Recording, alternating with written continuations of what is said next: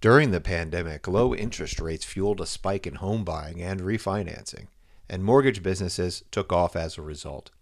However, mortgage lenders have just announced new waves of layoffs for the fourth quarter of 2022, showing a dire situation for thousands of employees. The real estate market is in a slump. The slowdown is a warning sign of the overall economy, and as well as rare labor market weakness at a time of high overall employment. With interest rates at 14-year highs and lending activity down significantly from the previous 2 years' peaks, layoffs and shutdowns are occurring at an alarming rate. Compass, a New York-based real estate brokerage, announced its first round of layoffs in June and was followed by a second round of layoffs in September. Opendoor also announced it's lost money on 42% of its transactions in August.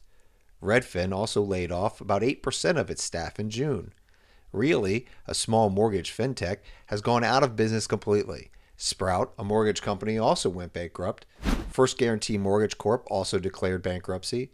Angel Oak Home Loans, an Atlanta-based retail lender, cut 57 employees in the previous month, accounting for 15% of its workforce, according to a spokesperson. Angel Oak Mortgage Solutions, an affiliated wholesale lender, laid off 75 people, or 20% of its workforce, in the third week of September. Lower.com, based in Ohio, has reduced its headcount by about 6% and is focusing on loans for home purchases rather than refinancing, according to the firm's statement. Keller Mortgage laid off at least 2 employees earlier this month, according to a LinkedIn post. Keller Williams spokesperson said it restructured its mortgage operations group in light of macroeconomic market conditions. They also emphasized that the company remains committed to assisting impacted employees in growing mortgage offerings in the long term. According to Housing Wire, Freedom Mortgage began mass layoffs in the past month. According to multiple former employees, it affected at least 50% of the staff, including positions in operations and loan officers. According to other sources, as market conditions deteriorated, the lender and servicer ramped up offshoring positions to India and the Philippines.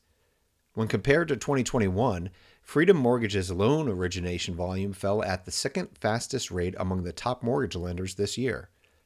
According to Inside Mortgage Finance data, it was the 18th largest mortgage originator in September 2022, with $24.4 billion in volume originated, a 75% decrease from the same period last year.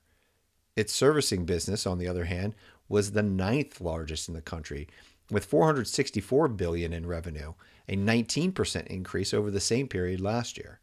Wells Fargo, the nation's largest depository mortgage lender, is also on the list of companies laying off workers in the fourth quarter. In this case, the workforce reduction comes after the bank cut originations by 59% year-on-year in the third quarter of 2022. Wells Fargo also recently announced leadership changes in its mortgage division. Christy Fairchow, the bank's new head of diverse segments, representation, and inclusion, has been named the head of Wells Fargo Home Lending. Fairchow will take over as CEO of Wells Fargo Consumer Lending Business in July 2022, succeeding Kleber Santos. She will continue to lead home lending while the company searches for her replacement. Amid the rising interest rates, some U.S. mortgage lenders have also begun to fail. Sprout Mortgage and First Guarantee Mortgage Corp., both of which specialized in riskier lending that was not eligible for government backing, have already ceased operations or scaled back significantly. Higher mortgage rates are reducing the demand for homeowners to refinance their loans, which also slows down the purchase activity. According to the Mortgage Bankers Association, applications for home loans have dropped by more than 60% this year. As of this week, the 30-year fixed-rate mortgage is 6.65% compared to this time last year when rates averaged just 2.98%. For many mortgage finance companies, a drop in application volume means fewer tasks for employees.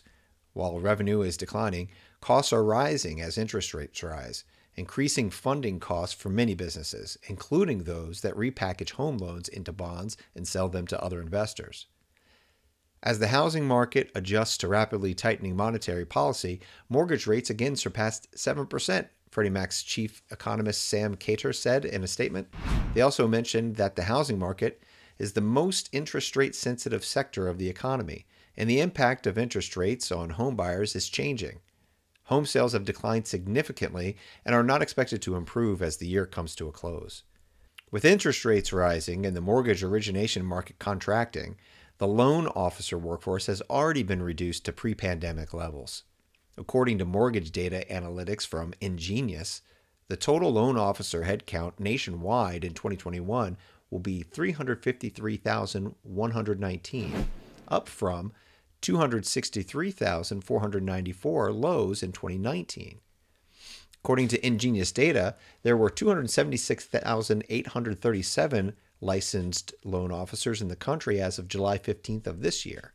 It represents a significant shift from where the housing-related job market has been over the last 2 years. As more people worked from home and interest rates fell to record lows, a flood of buyers entered the market looking for new homes. Last year, existing home sales reached their highest level since 2006. During the first 2 years of the pandemic, the demand for housing and the jobs that were created provided a bright spot in a bleak job market for workers. According to industry analysts, many of them were looking to exit industries hard hit by the pandemic, such as hospitality, food service, healthcare, and education.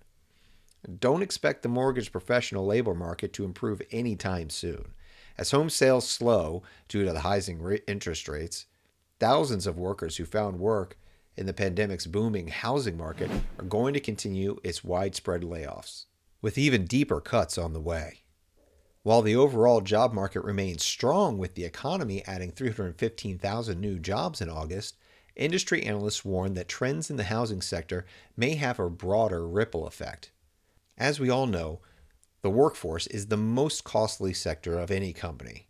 Therefore, when the situation is dire, employees are at risk of getting laid off. Despite the high overall employment in the country, a widespread layoff like this could tighten the competition more and less people are likely to get a job. And if the housing market continues to slow down, mortgage companies will continue to trim down their workforce, and when they can no longer lay off more employees, they will most likely trim down their budget for the homes, meaning less spending on appliances, furniture, and renovations. According to Ken H. Johnson, a former real estate broker who is now an associate dean at Florida Atlantic University, this is not going to be a minor hiccup. This will have a significant impact on the real estate agent force, and as the number of transactions decline, so will the number of people working in the mortgage industry.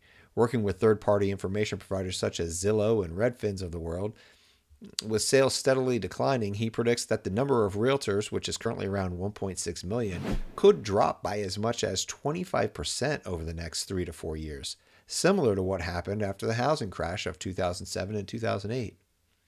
It remains to be seen the impact of so many layoffs on the rest of the economy and the housing market in specific. No doubt, though, that this many people out of work will definitely have ripple effects that will be far-reaching and likely contribute to further drops in housing sales. We want to hear your thoughts on how these layoffs will affect the market and your community, so please leave a comment below. Also, if you've enjoyed this video, don't forget to give us a thumbs up, subscribe for more content, and hit the notification bell. I'll see you on the next one.